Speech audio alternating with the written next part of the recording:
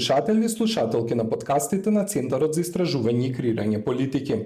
Добре дојдовте на седмиот од серија од 10 подкасти на кои ќе разговараме со пратениците од интерпартиската парламентарна група за заштита на природата и борба против загадувањето и климатските промени, или така наречената Зелена собраниска група, како и со еминентни експерти од оваа област. Овие подкасти ги подготвуваме во рамките на проектот за јакнување на капацитетите на неслужбената Зелена собраниска група во ЈИЕ околу согласеноста со целите на Европската Унија поврзани со енергијата и транспортот, а поддржани од ГИС во рамките на отворен регионален фонд за Југоисточна Европа, енергија, транспорт и заштита на климата. Нашата цел со овие подкасти е да ве информираме сите вас, слушателите, за активностите на Зелената парламентарна група и да ви пренесеме експертски согледби и аналитики кои ќе помогнат во поттикнување на уште посилни зелени политики и акции, како и за поблиско запознавање со процесите кои се од суштинско значење за борба против климатските промени. Денешната епизода ќе биде посветена на климатските промени и нивното влијание во нашата држава. Имено, Македонија, како и остатокот од светот, се соочува со специфични климатски промени кои ги засегаат сите области на нашето живење, од земјоделството, водените ресурси, до здравието на луѓето и екосистемите. Со оглед на зголемените температури и појавата на екстремните временски услови, ова е прашање кое бара итни и координирани акции на национално и локално ниво. Наша соговорничка е Славјанка Пејчиновска-Андонова од Екомозаик, која е една од најстакнатите експертки за животна средина и климатски промени. Господја Славјанка, може ли малку подетално да ни објасните како климатските промени се манифестираат во Македонија и кои се најголемите ризици? Благодарам, Стојан, со задоволство. Климатските промени се поврзуваат директно или индиректно со човечката активност, поврзана главно со согорување на фосилните горива и задржување на нивото на стакленички гасови во земјината атмосфера, а со тоа изголемување на просечна температура на површината на земјата.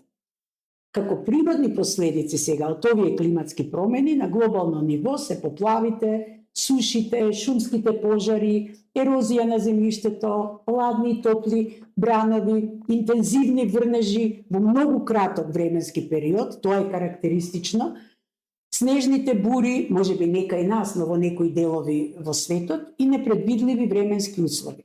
На краток или подолг временски период, овие последици влијаат на животот на населението и природните ресурси преку несигурност во обезбедување на приходи, човечки и материјални губитоци, недостаток на вода и енергија, штети на инфраструктурни објекти како хидроцентрали, патишта, далеководи, згради и друго, миграција на население по потрага за нови извори на приходи и вработување, губитоци на обработливо земјиште, промени во биодиверзитетот и други ресурси. И во нашата земја, која е лоцирана во југоисточниот дел на Европа, исто како на глобално ниво, веќе се чувствуваат овие последици од климатските промени и земјата е подложна на ризици од природни опасности како поплави, шумски пожари и свлечиста на земјиште, како три најважни и најризични климатски настои.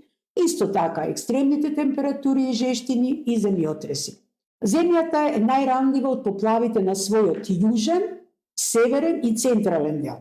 За време на летните месеци сите делови на земјата се ранливи на пожарите и топлите бранови, а западниот и југоисточниот дел од земјата се изложени на најголем ризик од појава на лизгање на земјиштето.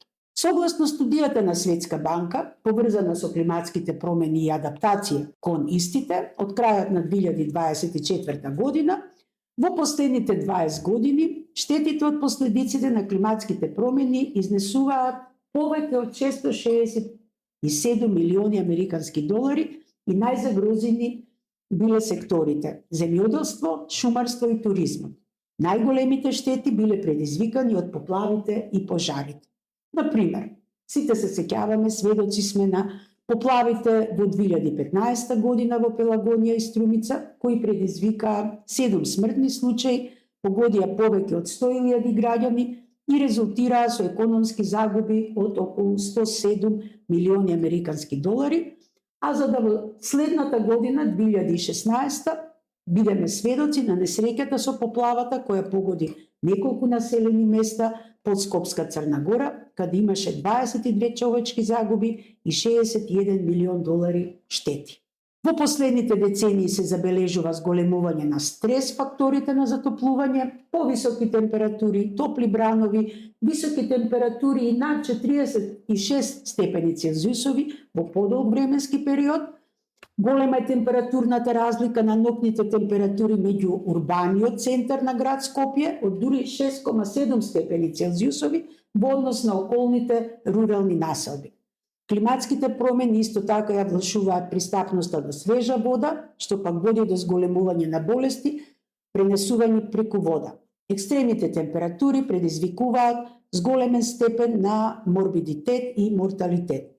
Навистина е потребна голема свесност за тоа што се случувало во минатото и какви се проекциите за иднината. Навистина детално не воведовте во темата, па во продолжение би сакал да ве прашам според вас, кои сектори се најпогодени од климатските промени? Да. Земјоделството е еден од најранливите сектори и целиот сектор е изложен на ризици од зголемени температури, суши и поплави. Малите семени фарми доминираат во овој сектор и се особено ранливи на суши и град, бидејќи ретко се покриени со националните системи за наводнување или заштита од град, не користат наводнување капка по капка или мрежи за заштита од град и немаат земјоделско осигурување. Екстремните временски услови негативно влијаат и на приносите и поврзаните семени приходи. Овие проблеми во земјоделството предизвикуваат недостаток на храна за луѓето и домашните животни, како и осиромашување на ланецот на снабдување со прехранбени продукти низ целата земја. Да не ги заборавиме екосистемите и екосистемските услуги, кои исто се подложни на климатски ризици, предизвикани од пожари, суши и деградација на живеалишта, ерозија на земјиште и намалување на биодиверзитетот. Ранливи сме сите од климатските ризици, посебно сиромашните, маргинализирани лица и заедници, жените, кои поради родовите улоги кои им ги задава општеството и потребна е спремност за поголема отпорност или адаптација кон тоа што ни се случува, а е поврзано со климатските промени. Веќе назначивте важни делови од моето следно прашање во поглед на недостатоците, па дали може да ми го кажете вашето согледување за тоа како и дали како држава сме подготвени за справување со климатските промени и што може да направиме за да се адаптираме кон овие влијанија? Да. Македонија, знаеме, сега ние работиме во делот на животна средина и климатски акции и луѓето, верувам дека се свесни дека Македонија е земја која не припаѓа во анекс 1 на Конвенцијата за климатски промени, кој се однесува на развиените земји и земјата нема квантифицирани обврски за намалување на емисиите на стакленички гасови како овие кои се развиени, но во исто време таа има статус на земја кандидат за членство во Европската Унија, од каде произлегува барањето за следење на европските политики поврзани со климата и енергија, која па ги следи обврските за земјите кои припаѓаат на анекс 1 од Кјото протоколот и подпишаниот Париски договор. Колку што е можно, се разбира, нашата земја на доброволна основа се труди со начинот на известување да ги вгради и двата аспекта, намалување на емисиите на стакленички гасови и адаптација кон климатските ризици, односно климатските промени, во сите своји национални извештаи за климатски промени, кој почна да ги подготвува од 2003, започна со првиот национален план за климатски промени, се до минатата година подготвената долгорочна стратегија за климатска акција и законот за климатска акција, кој се уште не е усвоен, а треба да се има во предвид дека ќе треба да се подготват и подзаконски акти на истиот. Овие стратешки плански документи се фокусирани главно на инвентаризација на стакленичките гасови и нивните извори во земјата, како и на мерки за нивно намалување.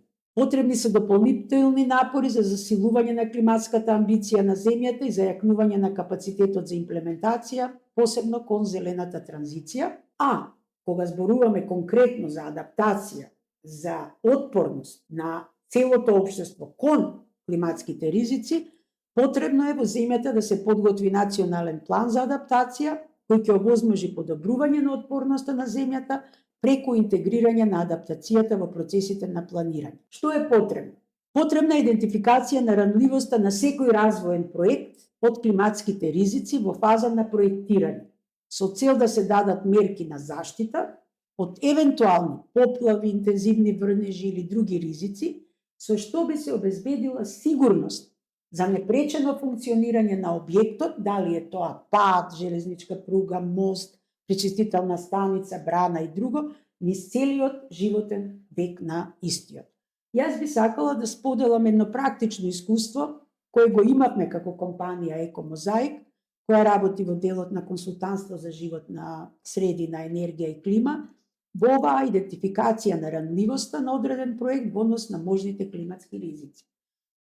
Во 2024 година започнавме со идентификација на ранливоста на развојни проекти фотоволтаични системи и пречистителни станици во Штип и Велес, каде по анализата на ризиците за дадените локации, имајќи ги во предвид типот, комплексноста на проектот, проектните активности и неговите ранливи делови. Значи, што е тоа што е ранливо, што треба да го направиме поотпорно кон овие климатски ризици.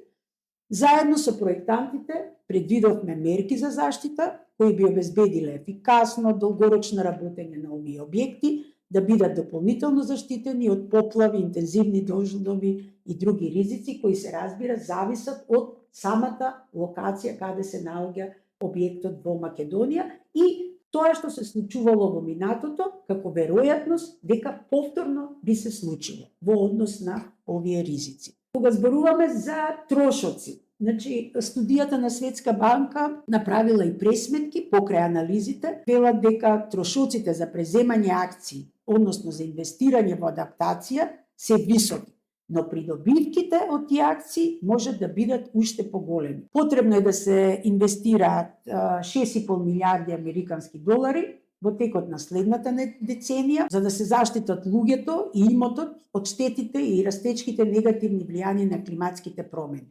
Ке се добијат на тој начин 3 типа на придобивки: избегнати загуби, забрзан економски потенцијал и зголемени социјални и еколошки взаемни придобивки. А самото спроведување на климатските акции за адаптација на национално ниво значително ќе ги намали човечките и економските загуби од катастрофи и климатски настани. Ви благодарам за навистина исцрпните препораки на национално стратешко ниво, како и за споделениот примерот Екомозаик. Би сакал уште да ве прашам како наше последно прашање на оваа дискусија, кои се вашите препораки за секој од нас како индивидуи во поглед на облажување и адаптирање на влијанието од климатските промени? Бидејќи климатските промени се глобален проблем, бараат заеднички пристап. Значи, големи финансиски средства и поголема свесност, навремена реакција од сите заинтересирани страни. Кога кажувам сите заинтересирани страни, сметам на глобално ниво, посебно на тие кои ги усвојуваат и се одговорни за спроведување на мерките во сите држави кои се потписнички на Меѓународната конвенција за климатски промени. Мерките за адаптација може да се реализираат во различни форми и нема едно решение за сите ранливи сектори или за секој граѓанин поединечно, за сите граѓани. Адаптацијата може да оди од градење на заштитни ѕидови од поплави, поставување на системи за навремено известување за поплави, премин кон земјоделски култури кои се отпорни на суши, редизајнирање на комуникацијски системи и други мерки. Може само накратко да спомнам некои во секој од овие најранливи сектори за кои зборував пред малку.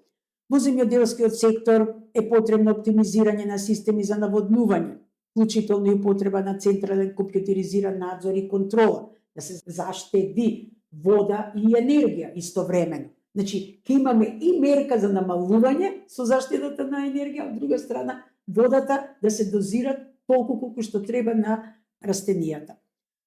Диверзифицирање на изворите на вода, како што е комбинирање на екстракција на површинска и подземна, расчистување на растенија во канали за наводнување, да се избегнат можни поплави, и спроведување на обука на земјоделците за садење на растенија кои бараат помалку вода, посебно во оние сушни периоди кои не очекуваат и сушни предели. Нешто што би сакала да споменаме, што можеби не го спомнуваме, кога работевме на овие стратешки документи од областа на клима, опфатен е и секторот културно наследство.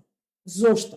Затоа што во секторот културно наследство адаптацијата може да опфати посадување на дрвја покрај постоечките археолошки наоѓалишта, за да не дојде на ерозија на земјиштето, потоа свлечишта, но и од поплави.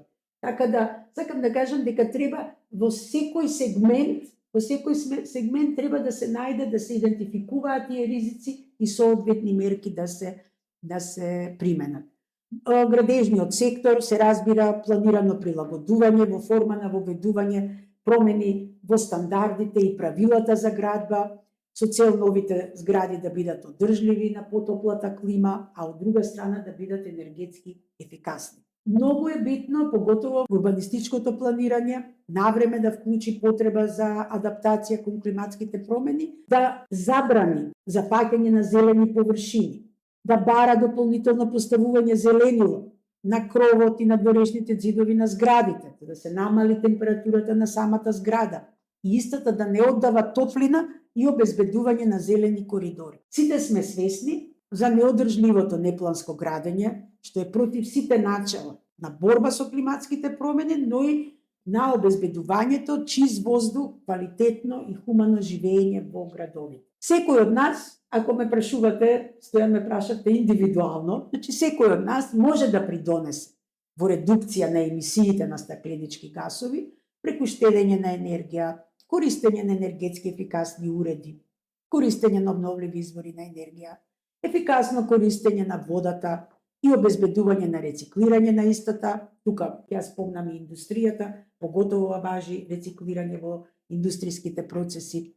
Правилното постапување со отпадот, бидејќи треба да земеме во предвид дека и отпадот, биоразградливиот, кој е депониран на овие нестандардни општински депонии, представува 6% од вкупните емисии во нашата земја на стакленички гасови, така да потребно е рециклирање на отпадот, искористување на овој биоразградлив отпад наместо да оди на депонија, да се искористи за создавање на енергија, да кажам и користење на велосипеди, јавен превоз, подобар јавен превоз да имаме и да имаме јавен превоз во сите градови низ Македонија, не само во Скопје да се подобри јавниот превоз и многу други.